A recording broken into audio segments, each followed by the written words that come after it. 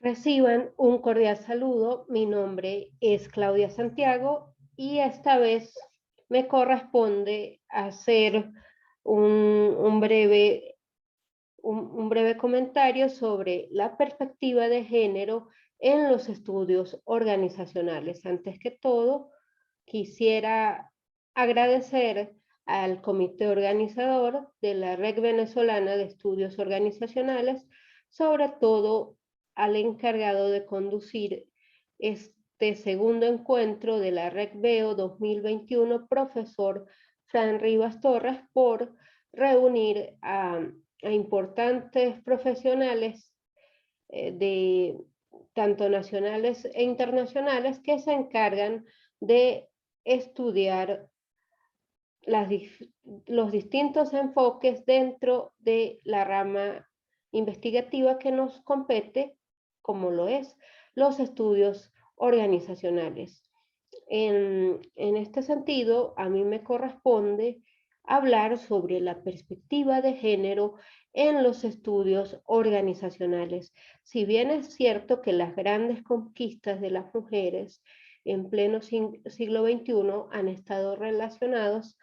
por las luchas históricas en aras de conseguir una participación más igualitaria y acceder a, al poder, sea en las organizaciones de índole privada o pública. Y sin embargo, tenemos la problemática que a pesar de la mujer que ocupa demográficamente la mitad de la población mundial, aún está muy lejos de alcanzar la paridad 50 y 50, tanto en el ámbito político como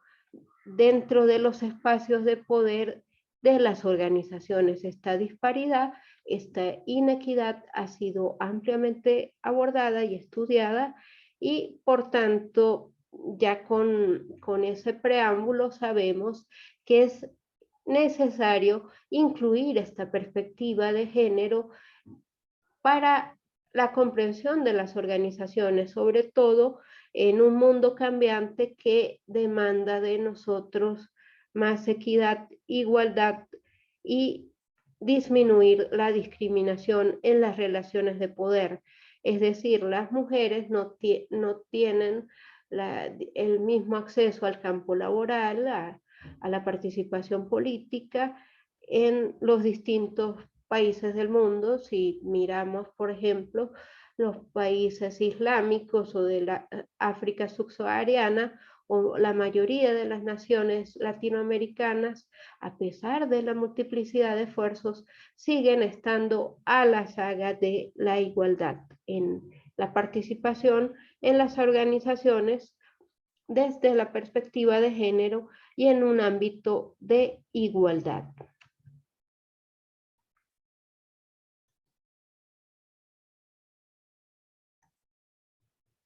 La ponencia que voy a desarrollar tiene que ver con estos puntos antecedentes de los estudios de género. Segundo, la perspectiva de género en las organizaciones. Tercer punto, esa larga marcha de las mujeres hacia el reconocimiento y la igualdad. Y cuarto, las consideraciones finales y como último, las referencias utilizadas para conducir este trabajo. Primero, pues obligatoriamente, antes de entrar en materia sobre la perspectiva de género en el mundo organizacional, yo sí quisiera hacer una recopilación de algunos antecedentes de la inclusión del género o los estudios sobre la mujer en el ámbito de las ciencias sociales, que fue a principios del siglo XX, como sabemos, ya que los estudios organizacionales son una disciplina que se nutre de enfoques como la sociología, la historia, las ciencias administrativas y el conjunto de las ciencias sociales, pues no podríamos menoscabar como antecedente al surgimiento de los estudios de género lo que se conoció dentro del ámbito de la historiografía, que no es otra cosa que la ciencia que estudia la forma como se escribe la historia o cómo se visibiliza el paso del ser humano por su recorrido histórico. Esta corriente se denominó la nueva historia o historia de las mentalidades, que tuvo su surgimiento a principios del siglo XX en Francia, que naturalmente lo que se conoció como la historia de las mentalidades es una respuesta a la manera de conocer al ser humano que tenían las ciencias positivas o que solo se encargaban de detallar la historia militar, económica y los grandes hechos grandilocuentes, y allí quedaban por fuera lo que eran esas minorías, por decir, los campesinos, pueblos ágrafos o sin escritura, y esa parte de la humanidad que ha sido considerada en una condición de minusvalía como ha sido la mujer. Y a partir de los estudios de Lucien Lefebvre, Marc Bloch y Fernand Braudel, de historiadores franceses que propusieron este movimiento de la Escuela de los Anales, dando paso a la nueva historia, se comenzaron a incluir las mujeres en los estudios históricos y del ámbito de las ciencias sociales. Es decir, de ahí en adelante surgió como una especie de revisionismo histórico que se propuso validar la posición de la mujer desde la antigüedad hasta la edad contemporánea. Aquí a la derecha, como podemos apreciar, es la colección de una gran colección de historiadores de la Escuela de los Anales, que tiene 5 tomos sobre la historia de la mujer. Estos historiadores son muy reconocidos en, en Francia y han dado aportes significativos al reconocimiento de las mujeres dentro de la escena histórica, y parte del revisionismo histórico nos brinda ese aporte para validar el paso de la mujer, al igual que los hombres, dentro del decurso del devenir humano. De los historiadores que estamos hablando con anterioridad son los franceses, también de la Escuela de los Anales, Georges Duby y Michel Perrot. Y dentro de un fragmento de la parte preliminar del primer tomo de esa historia de las mujeres, dichos historiadores destacan que hay que escribir la historia de las mujeres. Durante mucho tiempo la pregunta careció de sentido o no se planteó siquiera, destinadas al silencio de la reproducción maternal y casera en la sombra de lo doméstico, que no merece tenerse en cuenta ni contarse. Se preguntan, ¿tienen acaso las mujeres una historia? Elemento frío de un mundo inmóvil. Son aguas estancada mientras el hombre arde y actúa. Lo decían los antiguos y todos lo repiten. Testigos de escaso valor, alejadas de la escena donde se enfrentan los héroes, dueños de su destino, a veces auxiliares, raramente actrices, y aún entonces solo debido al enorme fracaso del poder. Son casi siempre sujetos pasivos que aclaman a los vencedores y lamentan su derrota, eternas lloronas cuyos coros acompañan en sordina todas las tragedias. Es decir, que de ese segundo sexo o sexo débil del que Simone de Beauvoir hablaba, pues las mujeres mayoritariamente en el curso de la historia han tenido esa posición de minusvalía, de invisibilidad, y en algunas culturas como las culturas musulmanas o aquellos países del África subsahariana, aún este concepto de inferioridad de la mujer persiste.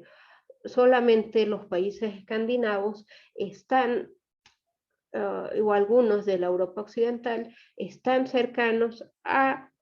conseguir la paridad de género. Sin embargo, aún no hay una igualdad en la construcción de los espacios protagónicos de la mujer y las relaciones de poder. Aquí, pues, si damos una mirada a lo que ha sido la lucha de la mujer por el acceso al poder o por tener una condición igualitaria con respecto al sexo masculino ha sido bastante accidentada. Podemos mencionar entre ellos los movimientos sufragistas en todos los países del mundo que permitieron el acceso al voto, es decir, con la llegada de la revolución industrial, las mujeres y los niños, que eran precisamente los más explotados en ese mundo del capitalismo salvaje, tenían la necesidad de acceder a la elección de los poderes políticos o los poderes fácticos por medio de esos movimientos sufragistas. Las primeras mujeres que alcanzaron el derecho al voto fue en Nueva Zelanda, y así paulatinamente con esa dolorosa lucha se pudieron obtener los primeros derechos políticos. Lo mismo sucedió con la inserción a la educación formal, el acceso a la educación universitaria, y uno de los grandes íconos de la ruptura paradigmática de la hegemonía masculina fue la inserción de la mujer en el mercado laboral en los tiempos de la Primera Guerra Mundial. Como recordemos, esa guerra que empezó en 1914 se convirtió en una guerra total donde millones de hombres hombres en edad reproductiva y en edad laboral de 17 a 49 años fueron a la guerra, y por tanto los espacios de producción masiva quedaron desiertos. Entonces, a los encargados de las empresas, sobre todo las empresas militares, no les quedó, las empresas de producción de armamentos militares, no les quedó otra opción sino incluir a las mujeres en los procesos de producción masiva, y eso podíamos considerarlo como una especie de liberación de la mujer. También hay que tomar en cuenta los aportes de la antropología cultural en los estudios de género, es decir, no tuviéramos tantos avances en el reconocimiento de la mujer desde las sociedades primitivas hasta la actualidad sin los aportes de esta ciencia que estudia al ser humano en sus distintas dimensiones, el hombre y sus obras, como lo es la antropología cultural. Igual, otro de los grandes hitos dentro de esa lucha de la mujer por la igualdad y la emancipación fue la revolución feminista que se dio en la década de los 60 y los 70, es decir, una vez que culmina la Segunda Guerra Mundial, ya la mujer empezó a cuestionarse sobre su papel en una sociedad muy conservadora, y comienza a darse los primeros movimientos que propendían hacia la igualdad, que la mujer quería salir de su esfera natural, que era la casa, acceder al campo laboral, a la lucha política, y sobre todo que los hombres también colaboraran en las labores del hogar y se buscara una especie de igualdad que hasta entonces era solo vista como una utopía. Desde allí, pues hemos visto una lucha constante de las mujeres por la consecución de la igualdad laboral y política, y eso pudiera o se pudo dar paralelamente con los movimientos feministas de primera, segunda, tercera, cuarta y quinta generación, como lo vemos en la actualidad, que incluye a los movimientos LTB y y esas minorías dentro de lo que se llama el género, que es una noción bastante amplia y polémica, vista desde una perspectiva muy polémica, sobre todo para los grupos más conservadores y o llamados libertarios.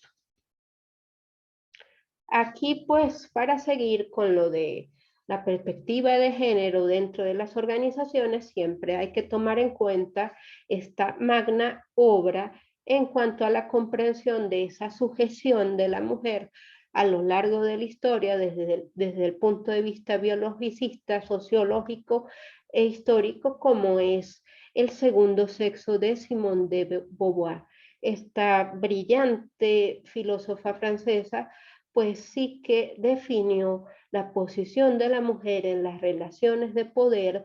teniendo como base esa postura que fue considerada como una construcción social, es decir, que la mujer había tenido su recorrido a lo largo de la historia, su participación política en el mundo laboral e incluso en una faceta tan íntima como la maternidad, desde la concepción o el punto de vista de los hombres, es decir, concebido como un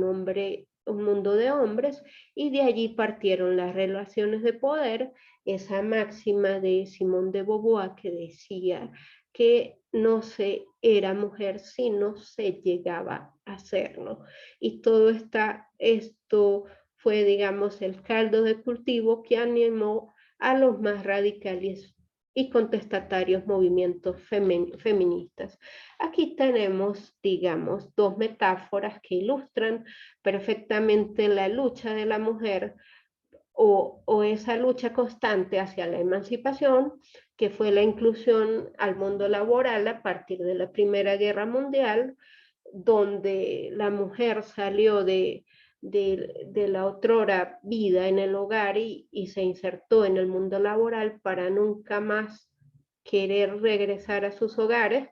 Esto en el mundo occidental porque la inserción o la inclusión de la mujer en el trabajo en otras sociedades ha sido más tardía, inclusive pudiéramos hablar de países como Afganistán o Pakistán, donde a las mujeres se les es negado tanto la participación política como el libre acceso al trabajo y a la educación. Y otro de los hitos que marcaron una ruptura paradigmática dentro de la expansión de los derechos femeninos fue la revolución de la píldora anticonceptiva en los años 60, que eso les permitía tener control sobre su cuerpo, controlar, hacer un control prenatal para escoger cuántos hijos querían tener, y es decir, las mujeres con mayor tiempo libre tenían mejores probabilidades de incidir o participar en la vida del mundo laboral en las organizaciones. Sigamos, segundo, la perspectiva de género en las organizaciones. Esta perspectiva surge aproximadamente en la década de los 70, como lo decía con anterioridad, tiene como punto principal una búsqueda de la equidad y la superación de prejuicios en las relaciones de poder, en tanto superar esa dicotomía que ha existido históricamente entre hombres y mujeres en las instituciones públicas y privadas. Para nadie es un secreto la desigualdad salarial que existía entre hombres y mujeres, la dificultad de la mujer en acceder a los puestos más altos en la pirámide de poder empresarial, y sobre todo esa discriminación de no considerarla capaz de realizar las mismas labores y tener los mismos beneficios que los varones. En función de esto, existe la necesidad de incorporar la perspectiva de género en los estudios organizacionales para comprender mucho mejor la cultura organizacional y la dinámica de comportamiento organizacional tan importante en esta sociedad compleja y en los tiempos de la modernidad líquida. Y por eso es muy pertinente incluir la perspectiva de género para comprender mejor el comportamiento de las organizaciones. Sigamos. El núcleo fundamental para facilitar la inclusión dentro de las organizaciones y mejorar las relaciones laborales, sobre todo en búsqueda de la equidad entre hombres y mujeres, la base principal es educar en la diversidad. Y por aquí pues resumí algunos aspectos. La mujer tiene derecho a ocupar altos cargos en la jefatura organizacional sin menoscabo alguno, porque sus dotes de liderazgo, de conciliación y su perseverancia permiten un liderazgo tan o más eficaz que el liderazgo masculino. Por eso hay que evitar la discriminación y fomentar la equidad en las relaciones laborales. El género como elemento fundamental para comprender las dinámicas organizacionales, como bien lo señalaba en el apartado anterior. Aunque dentro de los estatutos de las organizaciones o si vamos al mundo político, aunque exista una igualdad ante la ley que propende a que los derechos políticos no tengan discriminación alguna, sí que persisten muchas formas de discriminación veladas u ocultas que son parte de la cultura que se evidencian en la persistencia de micromachismos dentro de las organizaciones y de comportamientos machistas propios de la sociedad heteronormativa que ha permanecido vigente durante tantos siglos, y por eso insistiendo en la importancia de educar en la diversidad, y por eso la familia y la escuela son fundamentales para derribar esos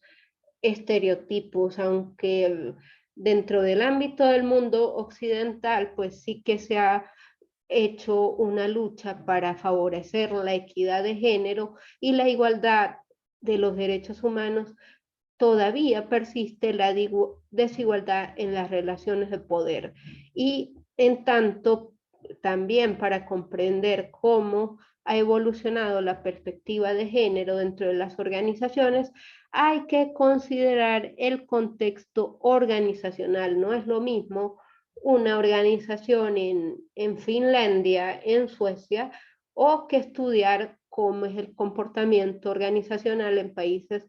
como Arabia Saudí o algunas naciones como Nigeria, donde la mujer no, ni siquiera tiene acceso al trabajo en la misma relación de igualdad como acceden a él los hombres. Igual como podemos ver en esta metáfora, si bien es cierto que la mujer ahora pues tiene muchas posibilidades de estudiar, incluso hay estudios donde demarcan que las mujeres pues tienen hasta más altos promedios que los hombres en la educación universitaria, sí que existe una disparidad para acceder a los altos cargos dentro de la jerarquía de las organizaciones, y eso lo podemos ilustrar en esta escalera, escalera en la metáfora que está en la izquierda, que sí, que la mujer puede acceder a esos puestos en el pináculo del poder, pero ha de esforzarse más. Por eso hay que procurar que las organizaciones tengan esa perspectiva de género, que haya respeto hacia la diversidad y sobre todo que se aprecie el trabajo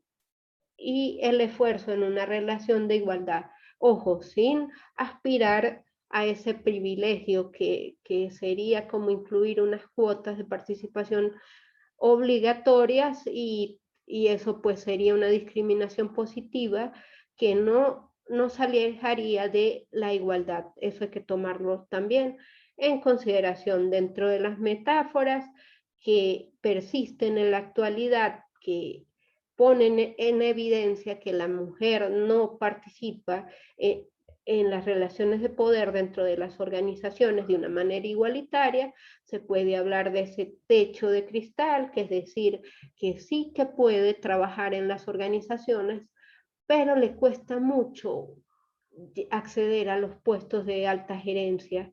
Igual eso también se le llama otra metáfora escalera mecánica, otra que tiene que ver con lo que se conoce con el laberinto, que muchas mujeres son cabeza de hogar y se hacen cargo de sus familias, de hijos, del cuidado de los enfermos y demás, y eso dificulta que se incorpore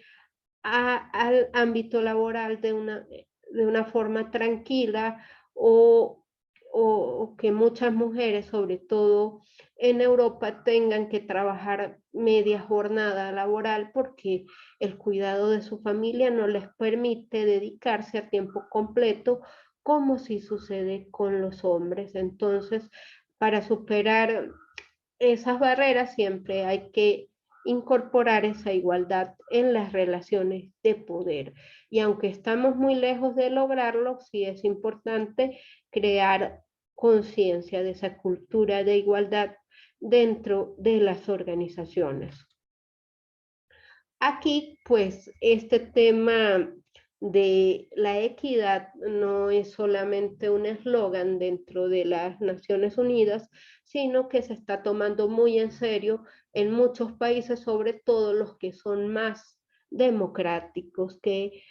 aquí lo podemos resumir en el objetivo 5 de la cumbre de los objetivos de desarrollo sostenible, que no es otro sino lograr la igualdad entre los géneros y empoderar a todas las mujeres y las niñas. La igualdad entre los géneros no es solo un derecho humano fundamental, sino es la base necesaria para conseguir un mundo pacífico, próspero